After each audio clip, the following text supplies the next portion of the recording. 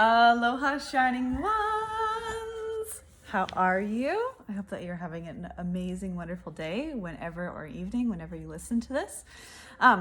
So I feel inspired to talk about full moon in Libra because I've just been having very many insights around this energy that we find ourselves in with the COVID transformation that we're all going through.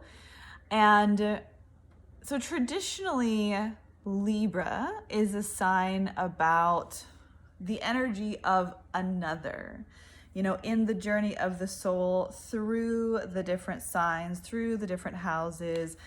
In the chart, Libra is when we cross from the not underworld, but it's from the more personal journey as we're walking from Aries through Virgo, we're doing this space of very much personal exploration. It's a very personal journey.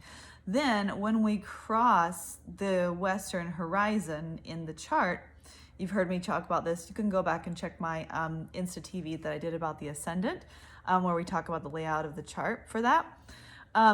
So once you cross from the personal journey through the first 6 houses into the 7th house, you cross the Western horizon, you move from being underneath the earth to coming above the horizon. So in that space, when we enter into the 7th house, we enter into the realm of Libra. And Libra is it's the first place where we see the other. And so that's the scales, is balancing our individual Aries energy with the energy of another person, Libra. And, Libra characteristics are being diplomatic, being the peacekeeper, really striving to find harmony and beauty and everything. It's ruled by Venus. And so that's this relationship, harmony, balance, dynamic.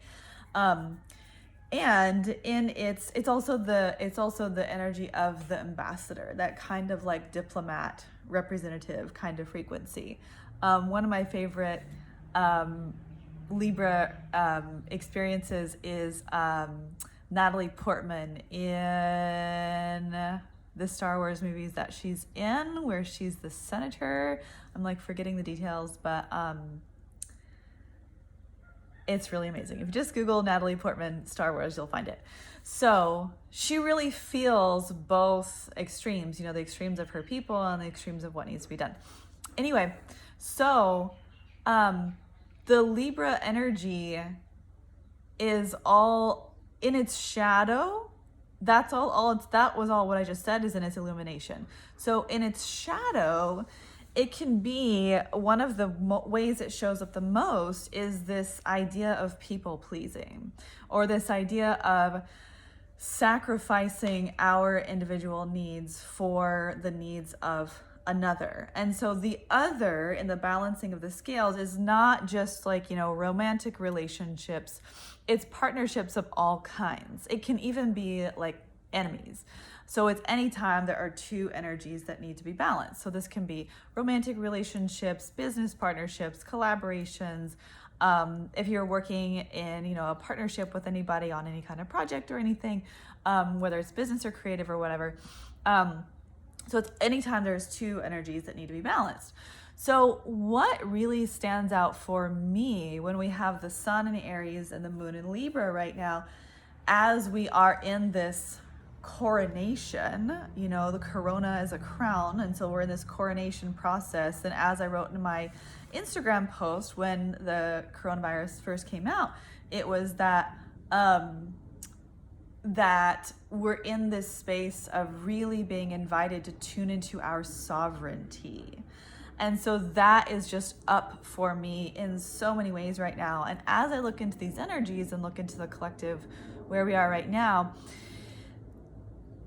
that idea of sacrificing our needs, of getting up 9 to 5, going to jobs that we don't like, or that, I haven't gone to a job I don't like in a very long time because I made my own job. But there's a lot of people out there who have been abdicating their sovereignty in order to live a life that the collective consciousness had told them that that was what was required to do in order to be successful. And there's so many living examples out there of entrepreneurs with kids, because a lot of people are like, oh, you don't have kids, whatever, but it's like, entrepreneurs with kids, with families who travel, who do all kinds of different things. The world is rife with people who are living and building and designing a life that is different from the life that we were shown in the Industrial Revolution. Because this idea of going to work, punching the clock, doing these repetitive things, whether it's typing emails or working on an assembly line, that is not in alignment with what your soul came here to really do. That is the Libra shadow of doing something else in order to please someone else, in order to just keep the peace, in order to just make sure there's harmony, in order to just not rock the boat. Because let me tell you, it's like going out into the world and being like, I am not going to do that Industrial Revolution 9-to-5 situation, and I'm going to go out into the wild unknowns of my own creative mind and wrangling my energy. Like, how the fuck do I get anything done? I actually know how I get stuff done now. I have lots of systems to support me. But in the beginning of your entrepreneurial journey, it is like wrangling your own energy and cultivating your own discipline is like the biggest invitation for you to step into personal empowerment. We'll call it like that. So as we're sitting here with the sun in Aries and the moon in Libra and being in this whole situation that we find ourselves in, what's really coming to light for me, what's really standing out for me when I see it all is that in order to be in a successful relationship, in order to be in a successful community, the most successful relationships and communities really, in my experience of experiencing and witnessing them, they really come from the individual being in their sovereignty first. And, this feels like a little controversial, and I'm also just really aware that I have a lot of very controversial ideas on a lot of very different things, and that's one of my next layers of coming out of the magic closet is sharing more and more of those. And so it's that when there are two people who are no longer choosing to participate in any kind of dependency or any kind of unhealthy energetic entanglement where they're somehow like getting energy from the other person and not cultivating their own energy, and they're really looking outside of themselves. And this again can be in a community, it's like I'm really clear that it's like the best thing that I can do for my community and for you guys is to just hold space, to be that like inspirational fire, and also to hold space. And that this idea that me commenting or liking or following and that being some kind of like energetic burst, or like this idea of like, because there's this thing on Instagram where it's like, this idea of like the Insta celebrity, and it's that is why I am here in my workout clothes. I actually skipped my workout today, but with no makeup on and messy hair and whatever, because it's like I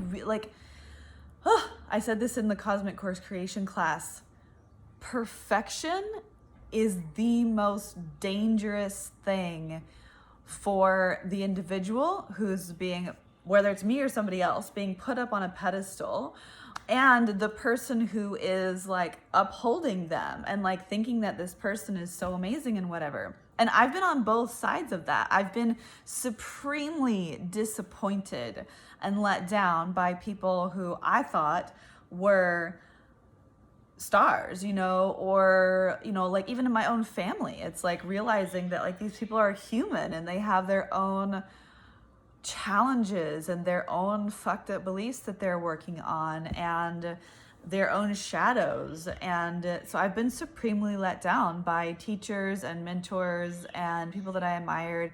And I've also had that experience of being in the position of leadership and then having something very real and very human happen to me, and then having people walk away from me, shame me,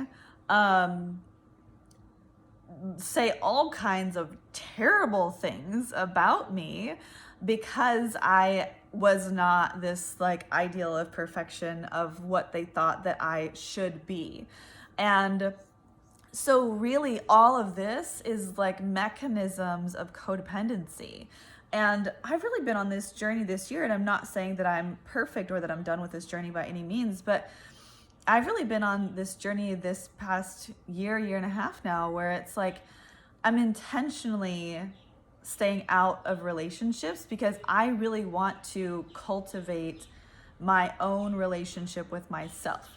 And I said that in the present tense. And there's also a little thing that's like, there's been little shifts, and so there's like some nice things that are coming out from that. But part of this journey is that I have really been on an intentional path of giving myself anything and everything that I ever thought that I wanted anybody else to give me in a relationship or in my family, you know, because this is also like, you know, this idea around reparenting. And so we have all of these ideas that other people should nurture us and should support us and should inspire us and should cheer us on and should help us to do things and whatever. And, you know, I remember in my previous relationship, it was like I would ask my partner to walk the dog, and he didn't really like walking the dog. And like, I felt like that was like a personal insult to me. I'm like, you know, how can you like want to be with me if you don't like want to support me? And it was also, I was also, when I got down underneath it, I was also really angry that he was honoring his own sovereignty and not doing anything that he didn't fully want to do, because I had spent so much of my life doing things that I didn't want to do because I thought that that would make the relationship better, whether that was family relationships or partner relationships or whatever. So I spent this past year and a half being like, you know, I'm get to do whatever I want on my ring finger. It's like, you know, I bought myself, you know, I'm renting this amazing house. It's like I bought myself a car. It's like just anything and everything, like really like staying at home and watching movies by myself, going out to eat by myself, and just really going through and doing anything and everything for myself that I ever wanted anybody else to do for me. And so that might seem like this kind of like, you know, radical isolation, or I don't even know what anybody else would say about that. But really, truly, I feel like that I've been in this process of strengthening my own belief in my own ability to support myself, so that, you know, when I do enter into a beautiful long-term relationship again, whatever anybody else wants to do on top of being awesome and just being in my life and inspiring me feels like icing on the cake. It's like I don't need anything from them. You know, it's like I've done all of the things, and I will continue to do all of the things that I need to do to support myself, because I've had this time to just like really cultivate my own strength and my own ability to support myself.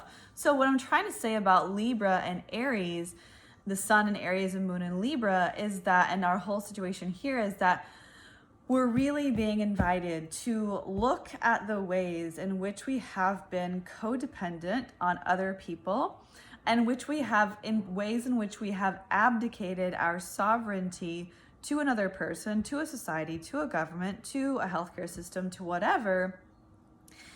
I'm going to say something else that's really controversial, is that like I'm fully in favor of, if you are not feeling well, go to the doctor. If that makes you feel better, please go to the doctor. And I also get the sense that, to me, there's this idea that, this is kind of off topic, but I'm feeling called to talk about it, but it's like this idea that, it used to be in, the 1800s or whatever, that it was like the church was the link between the person and God. And that, there was no ability for you to connect with God because you had to go talk to the priest, and only the priest had access to God. And so there's just, the more that I look at our healthcare system, and the more that I see these ideas and these experiences that people are having, where it's like they feel like they can't trust their body, and so they have no idea about what's going on inside of their body, and so they have to go to a doctor to find out if they are well. And to me, that just really feels like that thing about, it's like the doctor has access to wellness, and the doctor can bless you and absolve you of all of your sins of unwellness, like once you go and have all the tests run.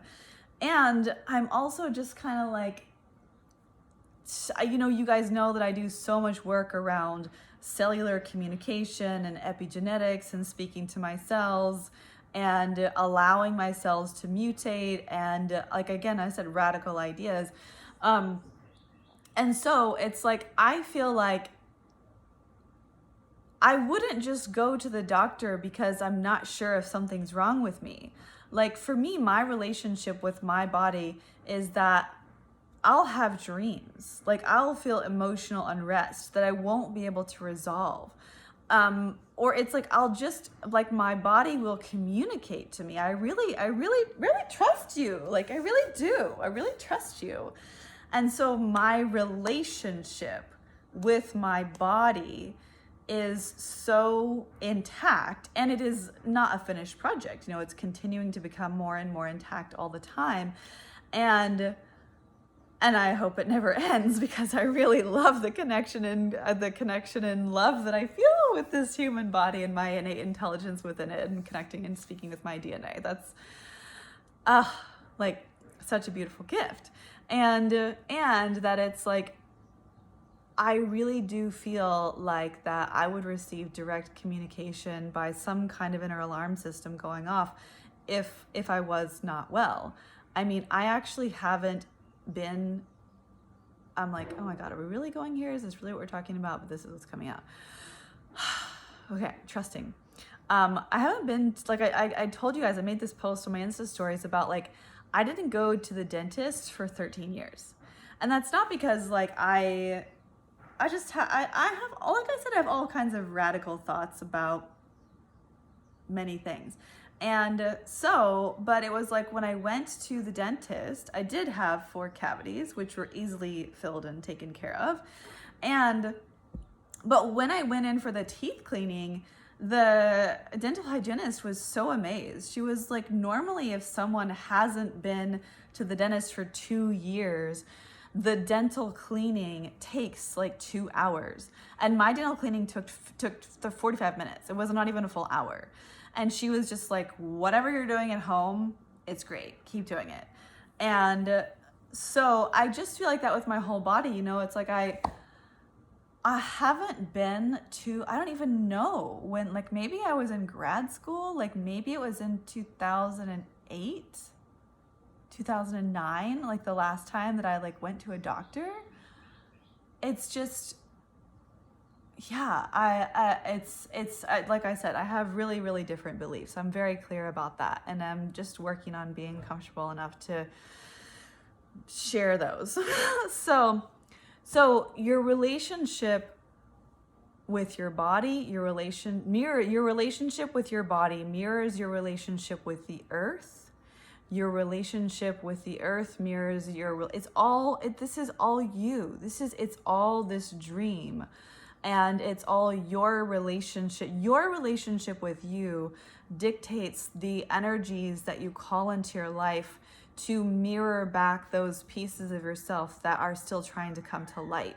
And so the more that you can come into your own individuality and your own integrity, it's really balancing and integrating the polarity of Aries and Libra. And so it's not just that it's like when it's a Libra full moon, we only talk about things that are Libra.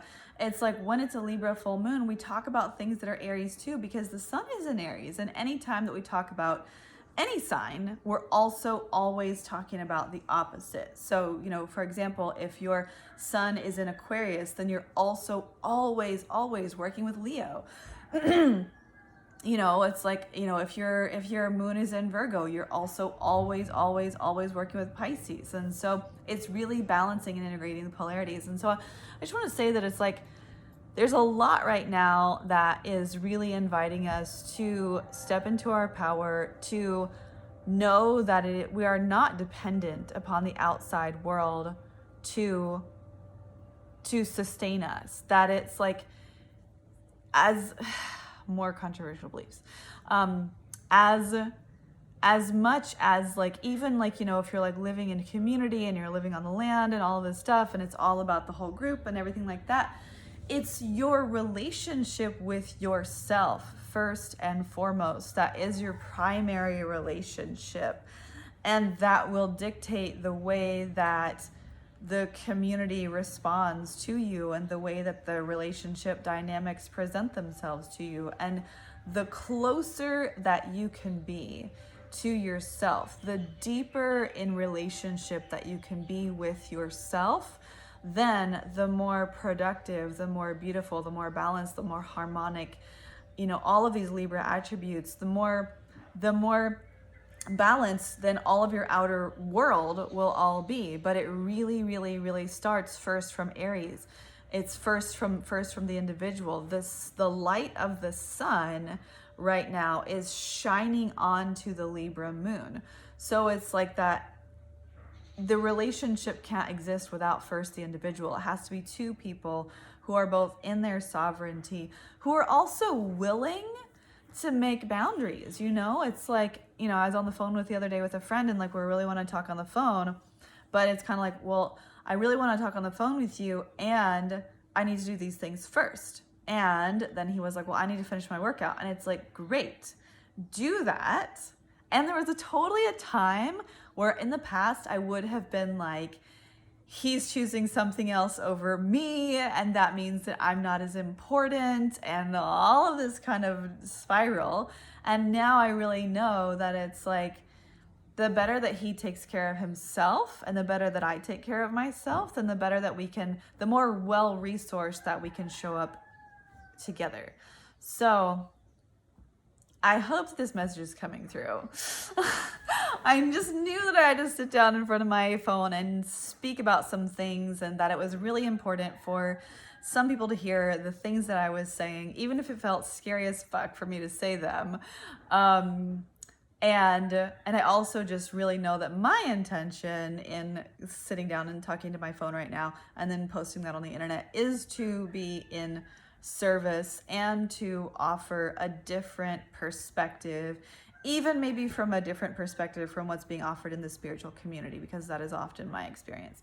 So I hope this was inspiring. I hope it was helpful. I hope that even if the things that I said triggered you, I hope that you resource that, because when something triggers you, that means that there's a charge there, and that there's something really powerful for you to work on, and for me to work on when I get triggered too. So bless it all. I'm grateful for you being here. I'm grateful for you listening all the way to the end. And if this was helpful for you, please comment below.